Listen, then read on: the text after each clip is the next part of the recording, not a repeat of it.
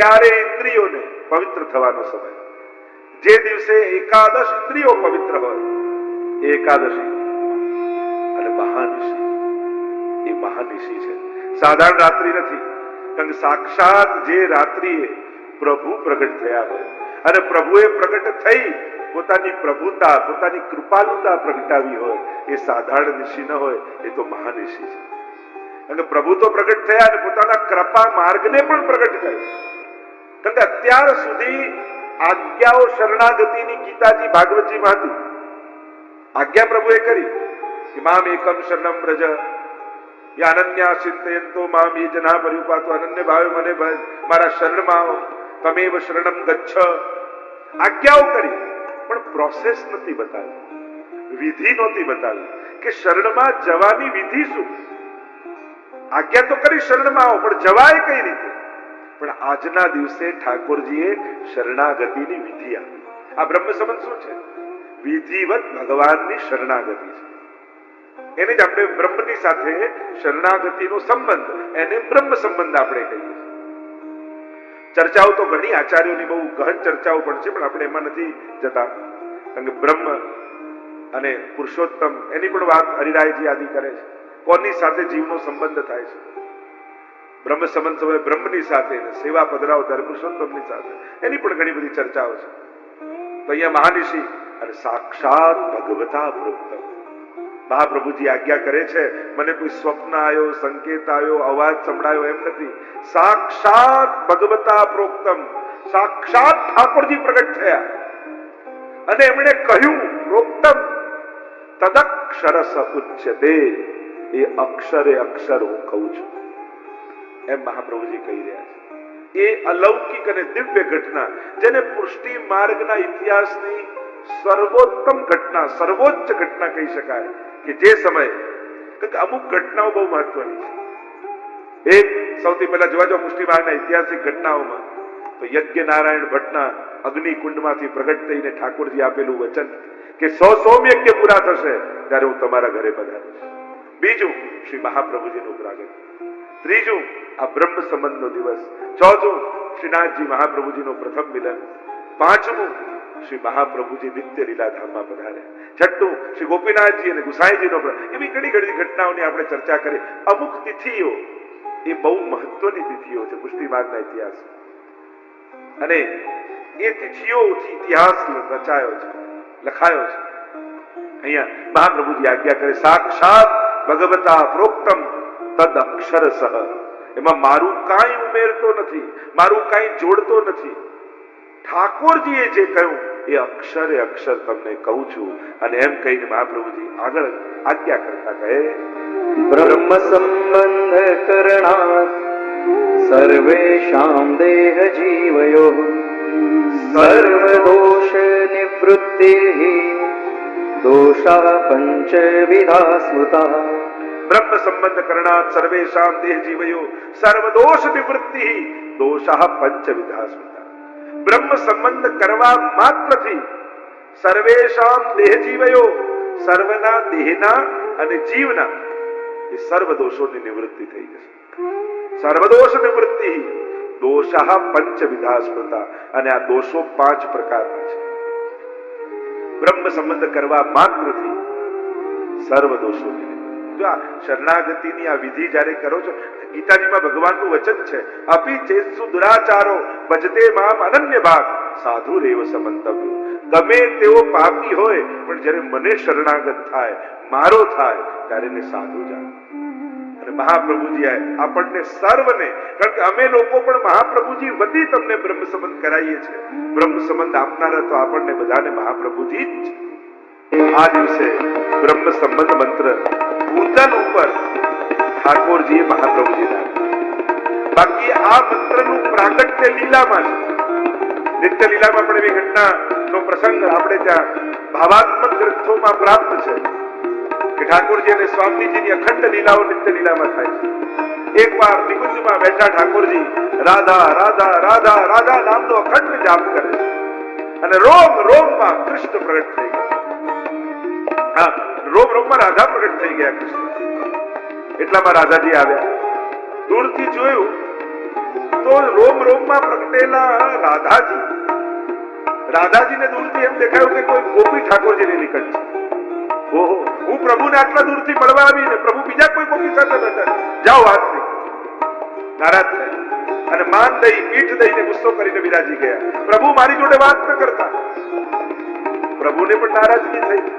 અરે હું એમનું જ રટણ કરું છું ને મારાથી નારાજ થાય છે, તો જાઓ રાધાજી, હું પણ આપની સાથે વાત નહીં કરું. બંનેના હૃદય વિરહની અગ્નિમાં બળવા લાગ્યા. કહી તો દીધું વાત નહીં કરું, પણ બંને એકબીજા વગર રહી શકે એમ થોડી છે. એકબીજાને ક્ષણવાર પણ જુએ નહીં તો પ્રબળ વિરહ પ્રગટ થઈ જાય. બંને પીઠ દઈને બિરાજ્યા છે. અને એ સમયે સ્વામીજીના હૃદયમાં રહેલો કૃષ્ણનો ભાવ અને ઠાકોરજીના હૃદયમાં રહેલો રાધાજીનો ભાવ, સ્ત્રી ભાવ અને ત્રીજું સાક્ષી સ્વરૂપ, આ ત્રણ સ્વરૂપ પ્રગટ થઈને એક થયું.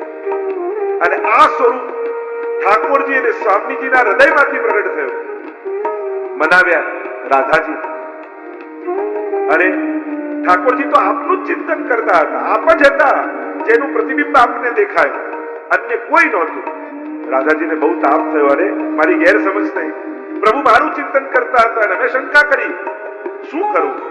ચાલો પ્રભુની ક્ષમા માંગો. અને રાધાજી આવ્યા નિકટ, વલ્લભનો હસ્ત પકડી વલ્લભ પધરાવીને લાવ્યા સ્વામીજીને. ઠાકોરજીની સન્મુખ બિરાજ્યા અને બે હાથ જોડીને સ્વામીજીએ કહ્યું, હે કૃષ્ણ, હું તમારી છું. પંચાક્ષર મંત્રનું પ્રાગટ્ય નિત્ય લીલામાં સ્વામીજીના મુખે. અને એ જ રીતે ઠાકોરજીએ પણ કહ્યું, હે રાધાજી, હું તમારો છું. બંનેનું માન હરાઈ ગયું. બંનેને શ્રી વલ્લભ સ્વરૂપે હાથ પકડી સિંહાસનમાં બિરાજ્યા. અને યુગલ સ્વરૂપ સ્વર્ણના સિંહાસનમાં બિરાજ્યું છે. ત્યારે આ વલ્લભ સ્વરૂપે બે હાથ જોડીને કહ્યું, શ્રી એટલે સ્વામિનીજી, કૃષ્ણ એટલે ઠાકોરજી. શ્રી કૃષ્ણ શરણમ મમ, શ્રી કૃષ્ણ શરણમ મમ, શ્રી કૃષ્ણ શરણમ. અને આમ 3 વાર શ્રી વલ્લભના મુખમાંથી અષ્ટાક્ષર મંત્રનું પ્રાગટ્ય થયું. આમ પંચાક્ષર અને અષ્ટાક્ષર નું પ્રાગટ્ય તો નિત્ય લીલા ધામમાં છે, પણ અહીં ભૂતલ ઉપર શ્રી મહાપ્રભુજી પધાર્યા છે. અને ઠાકોરજીના મુખે જો મંત્ર સાંભળે તો સંપ્રદાય પ્રગટ થાય. એમને કોઈને કલ્પના યા કોઈની વાણીથી ન થાય.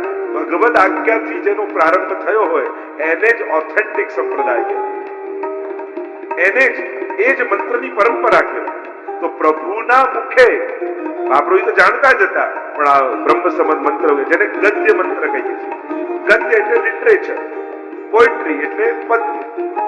તો પહેલા છે ગદ્ય, લિટરેચર છે, જે આગળ બોલીએ છીએ ભગવાન કૃષ્ણથી વિકુટા પડે હજારો જન્મોનો અંતરાય છે અને હૃદયમાં તાપ ક્લેશનો આનંદ જેને તિરોધાન થયો છે એવો હું છે.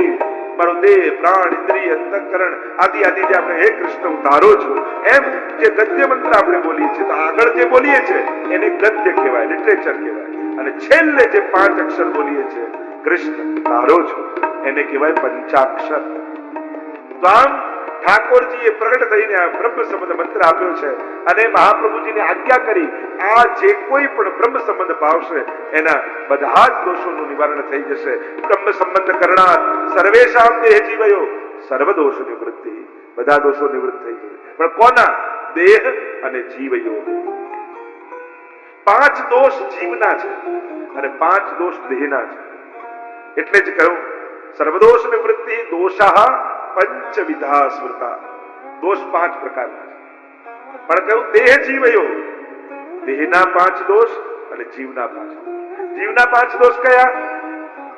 દશમસ્કંદની કથા તમે ભાગવતજીની સાંભળી હોય તો પૂતના જ્યારે પ્રવેશ કરે છે અને વ્રજમાં આવે છે ત્યારે સુબોધનીમાં મહાપ્રભુજી સમજાવે છે આ પૂતના સાક્ષાત અવિદ્યાનું પ્રતીક છે અને અવિદ્યા પૂતના 5 પર્વા છે. અને આ 5 પર્વ અવિદ્યાના જે જીવને ગ્રસિત કરે છે આ જીવના દોષો છે. દેહાધ્યાસ, પ્રાણાધ્યાસ, ઇન્દ્રિયાધ્યાસ, અંતઃકરણાધ્યાસ અને સ્વરૂપ વિસ્મૃતિ. આ 5 અધ્યાસો સ્વયં ઠાકોરજીએ જુદા જુદા અસુરોને મારી અને વ્રજભક્તોના દૂર કર્યા. આપણે એમ કે ધેનુકાસુરને માર્યો, કાલિયનાગનું દમન કર્યું, તો ધેનુકાસુર એ કેવલ ધેનુકાસુર નહોતો. સમસ્ત જેટલા વ્રજભક્તો હતા ને એમની અંદર જે દેહાધ્યાસ, દેહ બુદ્ધિ જે હતી, દેહ માટે આસક્તિ હતી એનું મૂર્તિમંત સ્વરૂપ આ ધેનુકાસુર હતું. અને ભગવાને ધેનુકાસુર નથી માર્યો, સમસ્ત વ્રજભક્તોનો દેહાધ્યાસ મારી નાખ્યો. કાલીય નાગનું દમન નથી કર્યું, પણ વ્રજભક્તોની અંદર જે ઇન્દ્રિયાધ્યાસ હતો, ઇન્દ્રિયોની જે આસક્તિ હતી, ભગવાને કાલીયનું દમન કરી સમસ્ત વ્રજભક્તોની ભીતર ઇન્દ્રિયાધ્યાસને સમાપ્ત કર્યું. એટલે અસુરોનું મારવું, કેમ કે વ્રજમાં ઠાકોરજી અસુરોને મારવા આવ્યા જ નથી.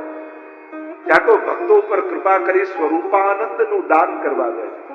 પણ સ્વરૂપાનંદનો અનુભવ કરવા માટે આ 5 અધ્યાસો પ્રતિબંધ રૂપ છે, પ્રતિબંધ છે. અને ભગવાન જ પ્રસાદ ચખાડે, પ્રસાદ આપે એના પહેલા પાત્ર પણ બનાવે. પ્રભુ જ આપણને પ્રભુને લાયક બનાવે છે. કઈ રીતે? આપણા પાપમાંથી આપણને મુક્ત કરી. પ્રભુને જ્યારે કોઈ જીવને સ્વીકારવો હોય ત્યારે એ જીવની ભીતર રહેલા અપરાધ, દોષ અને પાપમાંથી એ જીવને મુક્ત બનાવે છે ભગવાન. પણ એ પ્રક્રિયા આપણને પરીક્ષા જેવી લાગે. પણ પ્રભુ પરીક્ષા નથી કરતા હોતા, આપણી પાત્રતા સિદ્ધ કરતા હોય છે. આપણે કે મારી સાથે ભગવાને આમ કર્યું, મારું અહીંયા અપમાન કેમ કરાયું, ભગવાને મારું આમ કેમ કરાયું? અરે પ્રભુ તમારા અધ્યાસને સમાપ્ત કરી રહ્યા છે. કારણ કે ઘણીવાર જીવ પોતાને અધ્યાસોમાંથી મુક્ત કરી શકતો નથી, અને એટલા માટે પરમાત્મા પોતાની કૃપા દાન કરવા માટે એ જીવની પાત્રતા સિદ્ધ કરે છે. એટલે આ 5 અધ્યાસ ત્યાં દૂર કર્યા જીવના. હવે આ બીજા 5 દોષ, કારણ કે બ્રહ્મ સંબંધ મંત્રમાં આપણે જે બોલીએ છીએ એ સાધારણ વાત નથી. આ જ વાત વેણુનાદ વખતે ગોપીઓને જ્યારે ઠાકોરજી બોલાવ્યા ત્યારે બ્રહ્મ સંબંધમાં તમે જે બોલો છો એ જ વચનો રાસમાં ગોપીઓ બોલી હતી. આ એ જ વાત છે. કારણ કે આ પ્રક્રિયા શું છે? જે નિત્ય લીલાના રાસમાંથી વિકુટા પડેલા છે અને ભૂતલ પર આવ્યા, પોતાનું સ્વરૂપ ભૂલી ગયા, એમને ફરી ઠાકોરજી આગળ બોલાયેલા એમના વચનોને યાદ અપાવવામાં આવે છે. અરે તું આ રાસ સમયે પ્રભુ આગળ બોલેલો છું. મૈવમ વિભોરતિ ભવાન ગતિતુમ નુસંશમ સંત્યજ્ય સર્વ વિષયાન તવ પાદમૂલમ.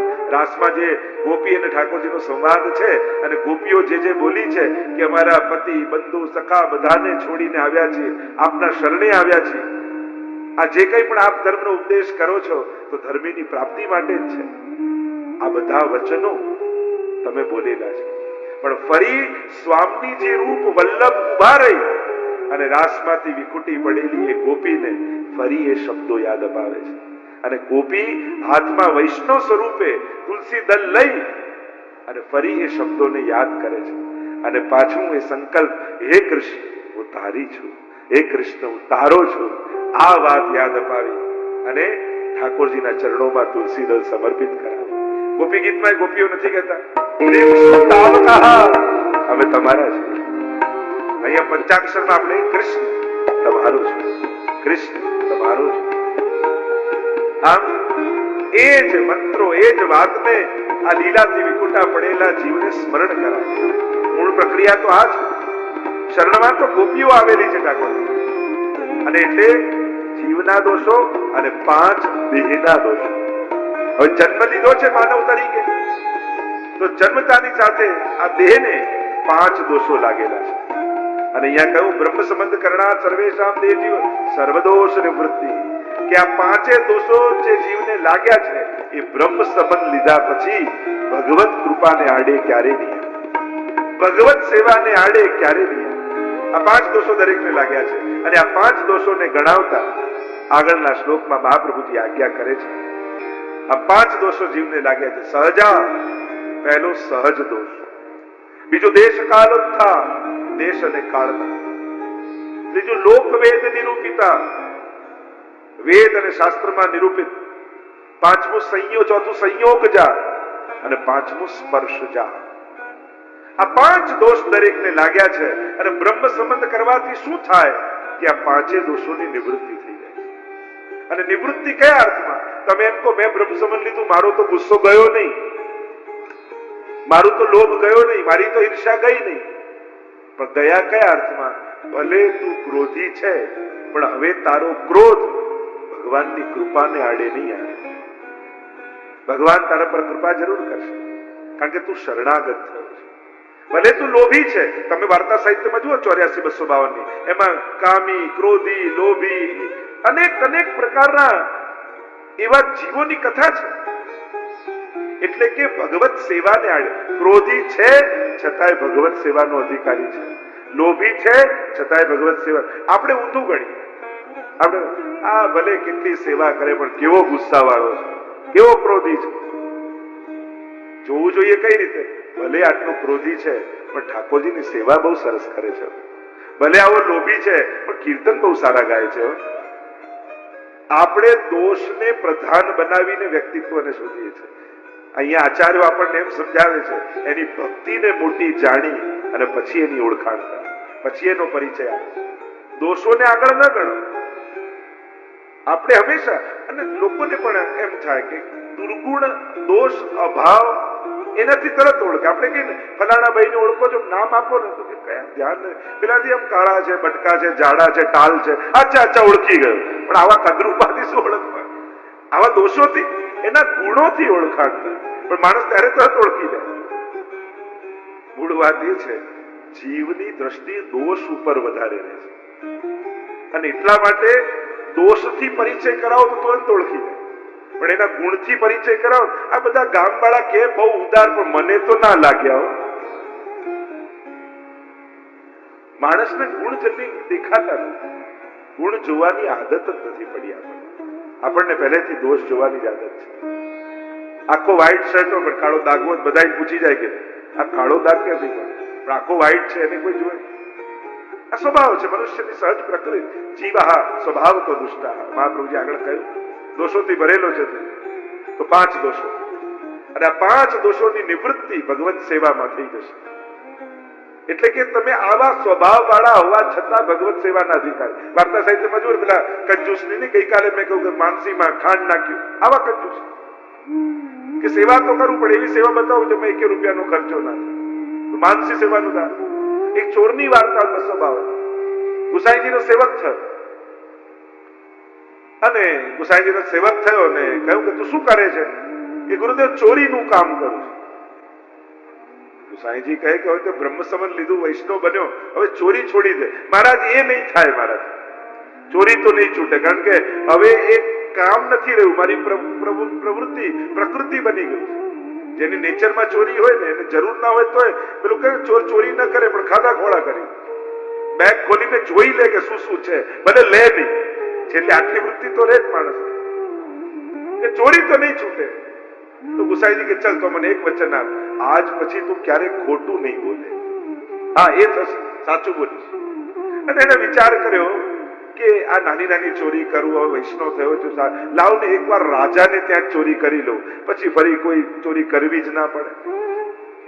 અને આમ વિચાર કરીને રાજાના મહેલમાં ગયો, અને દ્વારપાલ ઉભો, ક્યાં જાઓ છો ભાઈ, શું કામ છે? ગુસાઈજીને વચન આપ્યું ખોટું નહીં બોલું. એને કહું રાજાને ત્યાં ચોરી કરવા આવ્યો છું, ભાઈ જવા દો ને. દ્વારપાલને જોઉં કે આ કઈક રાજાનો મિત્ર લાગે છે, મજાક કરતો લાગે, ક્યાંક રોકીશ રાજા નારાજ થાય. જાઓ ભાઈ અંદર જાઓ. અંદર ઘૂસી ગયો. પાછું કોઈ મળ્યું, ભાઈ શેના માટે, ક્યાં કોણ છો? ચોર છું, ચોરી કરવા આવ્યું છું રાજા. બોલો હવે ક્યાં સવારે મજાક કરો છો, જાઓ ને ભાઈ. બધાને એમ થાય કે રાજાનો મિત્ર લાગે છે અને આ સાચું બોલે. એમ કરતા કરતા છેક રાજાના તિજોરી સુધી પહોંચી ગયો. કપડું ખોલ્યું, પાથર્યું, બધું ભર્યું અને લઈને નીકળ્યો બહાર. દ્વારપાલે રોકે, શું લઈ જાઓ છો? કીધું તો ખરા ચોરી કરે, આ રાજાનો બધો ખજાનો લઈને જાઉં છું. બોલો શું કરું છું? એટલે ક્યાં મજાક કરો છો, જાઓ જાઓ. અને જ્યાં બહાર નીકળી ગયો, અને બહાર નીકળતા એને વિચાર આવ્યો કે સાચું બોલ્યો, ગુરુદેવની એક વાત માની તો રાજાનું ધન મળી ગયું. જો ગુસાઈજીની બધી આજ્ઞા માનીશ તો ભગવાનનો લાડકો બની જઈશ, ભગવાન એના ભાવનું ધન મને આપી દેશે. અને એ દિવસથી બધું મૂકી દીધું. કહેવાનો મારો ચોર હતો તો ભગવાનની કૃપાનો પાત્ર થયો. 5 પ્રકારના દોષો બ્રહ્મ સંબંધ થશે તો નિવૃત્ત થઈ જશે. સહજા, પહેલા દોષ છે સહજ, જે જન્મની સાથે પેદા થાય. જન્મ તમારા હાથમાં નથી. તમે નક્કી કરીને આવો છો કે આ એડ્રેસ પર મારે જન્મ લેવો છે, આ મા બાપ મારે જોઈએ છે, આ કુળમાં જ પેદા થવું છે, આ ખાનદાનમાં જન્મ લેવો છે, કોઈ નક્કી કરે છે? અરે એટલા માટે જન્મની સાથે પેદા થયા. તમે કયા દેશમાં પેદા થયા, તમે કયા કુળમાં પેદા થયા, તમે કયા સ્વભાવ સાથે, તમે કોઈ जय जगदीश हरे स्वामी